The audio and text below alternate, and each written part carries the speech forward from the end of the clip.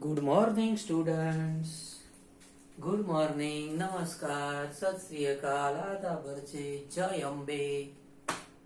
વિદ્યાર્થી મિત્રો અને મૈત્રીઓ, ઉષ્મા વિશે આપણે વાત કરીએ તો આપણને ખ્યાલ જ છે, કોઈ પણ પ્રણાલી હોય, પ્રણાલી ધારો કે આપણે એની આંતરિક ઉર્જામાં ફેરફાર કરવો છે, તો એક ફેરફાર આપણે કાર્ય દ્વારા કરી શકીએ છીએ, બીજો ફેરફાર જે ખરો આપણે એમાં ઉષ્મા દ્વારા ફેરફાર કરી શકીએ છીએ. પ્રણાલીની જે આંતરિક ઉર્જા છે એમાં આપણે ફેરફાર કરવો હોય તો ઉષ્મા દ્વારા ફેરફાર કરી શકીએ છીએ. ઉષ્મા દ્વારા ફેરફાર કરીએ એમાં આપણે ધ્યાન શું રાખવાનું છે કે જે પણ પાત્ર હોય એ પાત્ર છે એ ઉષ્મા વાહક હોવું જોઈએ. પાત્રની જે દિવાલ છે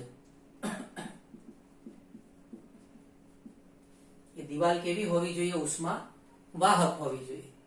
કેમ કે જો પાત્રની દિવાલ ઉષ્મા વાહક હશે તો જ અંદરનું જે દ્રવ્ય છે એની ઉષ્માનું વહન થશે અને ઉષ્માનો ફેરફાર થશે.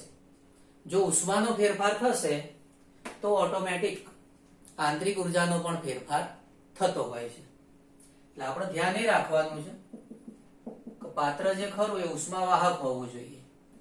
ધારો કે પાણી ભરેલું છે, બરાબર, તો પાત્ર ઉષ્મા વાહક હોવું જોઈએ. બીજી બાબત કે ધારો કે આ પાત્ર છે એ પાત્રની ઉષ્મા આપણે બીજા વહન કરવી છે. ધારો કે આ પાત્ર છે એની ઉષ્માનું આપણે વહન કરવું છે, બરાબર. તો વિચારો કે અહીંયા બીજું એક પાત્ર ભરેલું છે, ઓકે.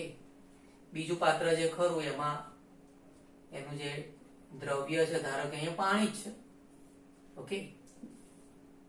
એમાં આપણે આ પાત્ર નામ મૂકીએ છીએ, તો આ પાત્ર જે ખરું એ આપણે એમાં મૂકીએ છીએ,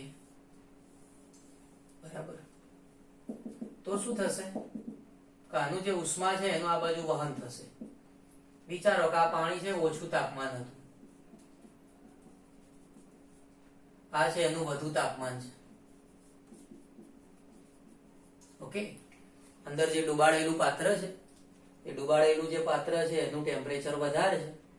અહીંયા બીજું જે મોટું પાત્ર છે, મોટા પાત્રમાં જે પ્રવાહી ભરેલું છે એનું ટેમ્પરેચર ઓછું છે. તો તમને ખબર જ છે કે ઉષ્માનું વહન એ ઊંચા તાપમાનથી નીચા તાપમાન તરફ થાય. ઉષ્માનું વહન ઊંચા તાપમાનથી નીચા તાપમાન તરફ થશે, બરાબર. અને છેવટે બંનેનું સંતુલન જોવા મળશે. ટેમ્પરેચરનો એક ડિફરન્સ મળશે આપણને. ખ્યાલ આવ્યો?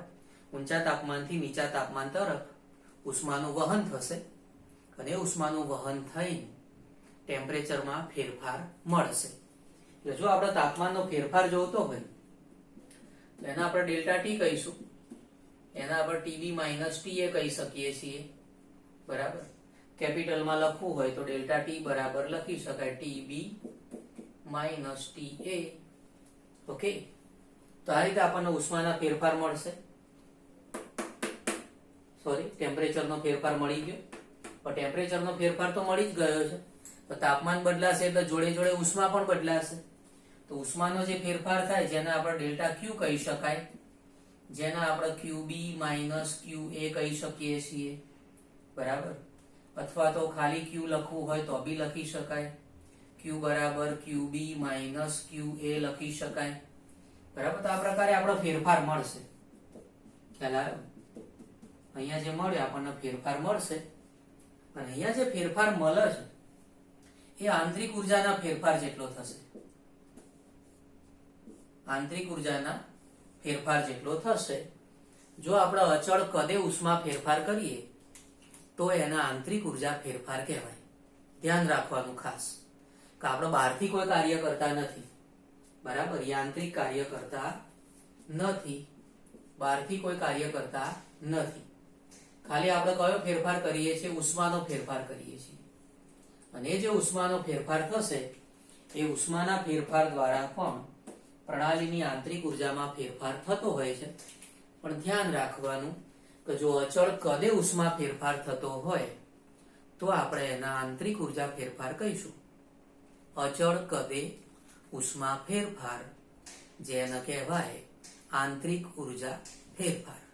ઓકે, એટલે ટેમ્પરેચર બી બદલાશે, ઉષ્મા પણ બદલાશે.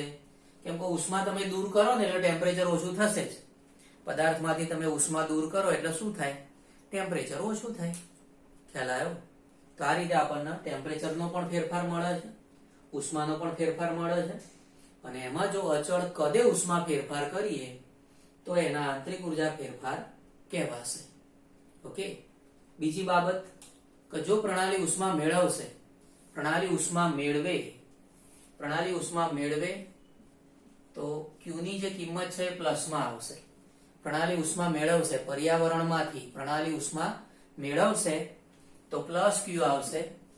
અને જો પ્રણાલી ઉષ્મા ગુમાવે તો પ્રણાલી પર્યાવરણનો ઉષ્મા આપી દે, પ્રણાલી છે કે જો પર્યાવરણનો ઉષ્મા આપી દે તો ચિહ્ન માઇનસ આવશે. જો પ્રણાલી ઉષ્મા મેળવે એટલે કે પ્રણાલી પર્યાવરણમાંથી ઉષ્મા મેળવે તો પ્લસ Q આવશે, અને પ્રણાલી ઉષ્મા ગુમાવે તો માઇનસ Q આવશે. સરસ રીતે લખી લો આટલું. बहुत अच्छे से लिख लीजिए.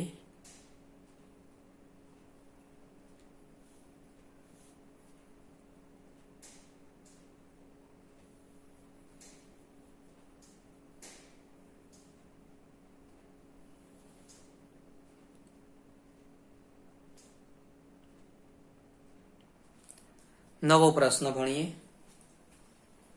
નવો પ્રશ્ન જે ખરો એનું આમ આપણે પાઠ્યપુસ્તકમાં જોવા જઈએ તેમાં એ લોકોએ લખેલું છે સામાન્ય કિસ્સો. બરાબર, સામાન્ય કિસ્સો જે ખરો એમાં ચર્ચા શેની કરવાની છે? સામાન્ય કિસ્સામાં ચર્ચા આવશે કે કઈ રીતે આંતરિક ઉર્જાનો જે ફેરફાર છે એ થતો હોય છે એ. બીજી બાબત આવશે ઉષ્માગતિશાસ્ત્રનો જે પ્રથમ નિયમ છે એ પ્રથમ નિયમ વિશે એમાં આવશે. તો વિચારો કે ધારો કે કોઈ પ્રણાલી છે, એની શરૂઆતમાં આંતરિક ઉર્જા જે ખરી, ધારો કે એની શરૂઆતમાં આંતરિક ઉર્જા છે U1. શરૂઆતમાં આંતરિક ઉર્જા કેટલી છે? U1 જેટલી આંતરિક ઉર્જા છે. હવે ધારો કે એમાં ફેરફાર થાય છે તો U1 જેટલી આંતરિક ઉર્જા છે એમાં ધારો કે Q જેટલી ઉષ્માનો ફેરફાર થાય છે. Q જેટલી ઉષ્માનો ફેરફાર થાય છે. પ્રણાલી ઉષ્મા મેળવશે અથવા તો પ્રણાલી ઉષ્મા ગુમાવશે. એટલે Q જેટલી ઉષ્માનો ફેરફાર થાય છે. બીજું થાય છે W જેટલા કાર્યનો ફેરફાર. બીજો ફેરફાર જે ખરો એ કાર્યનો ફેરફાર થાય છે. પ્રણાલી ઉપર કાર્ય થશે અથવા પ્રણાલી દ્વારા કાર્ય થશે. પ્રણાલી ઉપર કાર્ય થશે અથવા તો પ્રણાલી દ્વારા કાર્ય થશે. ઓકે, તો બે પ્રકારના ફેરફાર થયા. ઉષ્માનો ફેરફાર થયો અને કાર્યનો ફેરફાર થયો. તો હવે વિચારો કે પ્રણાલીની જે અંતિમ આંતરિક ઉર્જા છે એ અંતિમ આંતરિક ઉર્જા છે U2. પ્રણાલીની અંતિમ આંતરિક ઉર્જા કેટલી છે? U2 જેટલી જોવા મળશે. એટલે શરૂઆતમાં U1 હતી, પછી Q જેટલી ઉષ્માનો ફેરફાર થયો, W જેટલા કાર્યનો ફેરફાર થયો, પછી U2 જેટલી આંતરિક ઉર્જા થશે. બરાબર, હવે ધારો કે U1 આ બાજુ લાવીએ તો U1 છે એને ડાબી બાજુ લાવો તો U1 છે એને ડાબી બાજુ લાવીએ તો U2 માઇનસ U1 બરાબર Q plus W. U2 minus U1 બરાબર Q પ્લસ W. ઓકે, તો આ આંતરિક ઉર્જાનો ફેરફાર થયો જેને કહેવાય ડેલ્ટા U. તો ડેલ્ટા U બરાબર Q પ્લસ W. તો આપણને એક મસ્ત સૂત્ર મળી ગયું છે, ડેલ્ટા U બરાબર Q plus W. Delta U જેને કહેવાય આંતરિક ઉર્જાનો ફેરફાર, ડેલ્ટા U છે જેને આપણે કહીએ છીએ આંતરિક ઉર્જા ફેરફાર. ઓકે, Q છે એ ઉષ્મા છે, W છે એ કાર્ય છે. Q છે એ ઉષ્મા છે, W એટલે કાર્ય છે. ઓકે, તો આ રીતે આપણને આંતરિક ઉર્જાનો ફેરફાર મળશે ડેલ્ટા U બરાબર Q પ્લસ W. આને કહેવાય છે પ્રથમ નિયમનું, ઉષ્માગતિશાસ્ત્રનો જે પ્રથમ નિયમ છે એનું ગાણિતીય સ્વરૂપ કહેવાય ઉષ્માગતિશાસ્ત્રના પ્રથમ નિયમનું ગાણિતીય સ્વરૂપ અને એ છે ડેલ્ટા યુ બરાબર ક્યુ પ્લસ ડબલ્યુ. ઓકે, તો તમને એમ થાય કે સાહેબ પ્રથમ નિયમ શું છે? તો પ્રથમ નિયમ એવું કહે છે, પ્રથમ નિયમ આપણને એવું કહે છે કે જે નિરાળી પ્રણાલી છે, નિરાળી પ્રણાલી એની જે આંતરિક ઉર્જા છે એ અચળ રહેશે. કે નિરાળી પ્રણાલી છે ને ઉષ્મા મેળવતી નથી, ઉષ્મા ગુમાવતી નથી. ખ્યાલ આવ્યો? એટલે એના ઉપર આપણે કોઈ કાર્ય કરતા નથી, એટલે એની આંતરિક ઉર્જા અચળ રહેતી હોય છે. એનો અર્થ કે વિશ્વમાં રહેલી ઉર્જાનો કુલ જથ્થો અચળ છે. વિશ્વમાં રહેલી ઉર્જાનો કુલ જથ્થો કેવો છે? અચળ છે. એટલે ઉર્જાનું સર્જન કે વિનાશ, ઉર્જાનું સર્જન કે વિનાશ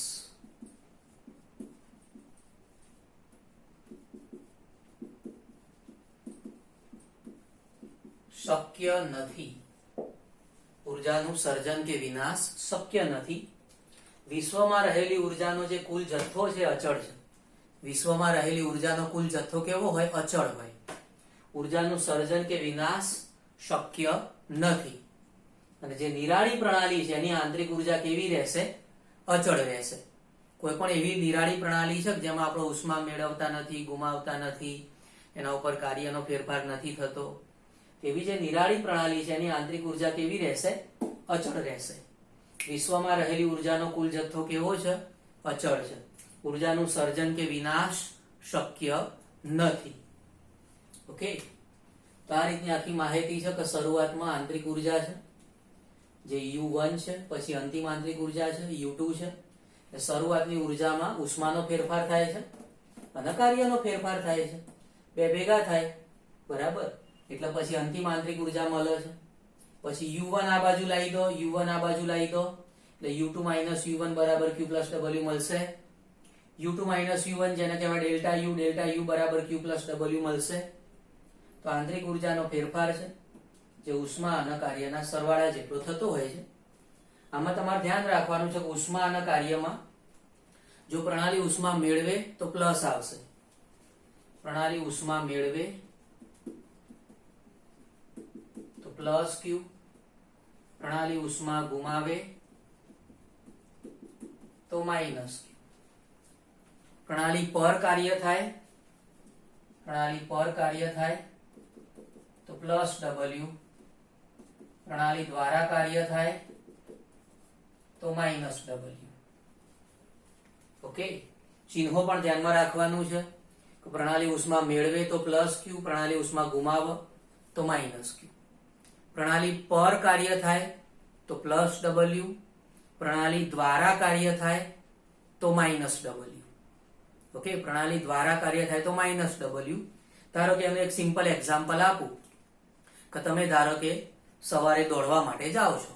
તમે પોતે પ્રણાલી છો, બરાબર. આપણું શરીર જે ખરું એક પ્રણાલી છે.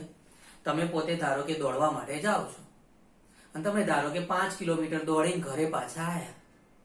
તમે 5 કિલોમીટર દોડીને ઘરે પાછા આવો છો તો તમારા દ્વારા કાર્ય થયું, પ્રણાલી દ્વારા કાર્ય થયું, પણ તમારી પોતાની ઉર્જા કેવી થઈ? ઓછી થઈ ગઈ. તમે પોતે થાકી જશો કેમ કે તમારી પોતાની ઉર્જા ઓછી થઈ ગઈ. તમે પોતે થાકી જશો કેમ કે તમારી પોતાની ઉર્જા ઓછી થઈ, એટલા માટે માઇનસમાં આવશે. ખ્યાલ આવ્યો? એટલે જ્યારે પ્રણાલી દ્વારા કાર્ય થાય છે ત્યારે ચિહ્ન માઇનસમાં આવશે. ખાસ ધ્યાન રાખજો, પ્રણાલી દ્વારા કાર્ય થાય છે એટલે પ્રણાલીની પોતાની ઉર્જા ઓછી થાય છે. આપણે દોડવા જઈએ તો આપણી પોતાની ઉર્જા કેવી થાય? ઓછી થાય. ખ્યાલ આવ્યો? એટલે પ્રણાલી દ્વારા કાર્ય થાય ત્યારે ચિહ્ન માઇનસમાં આવશે. ઓકે.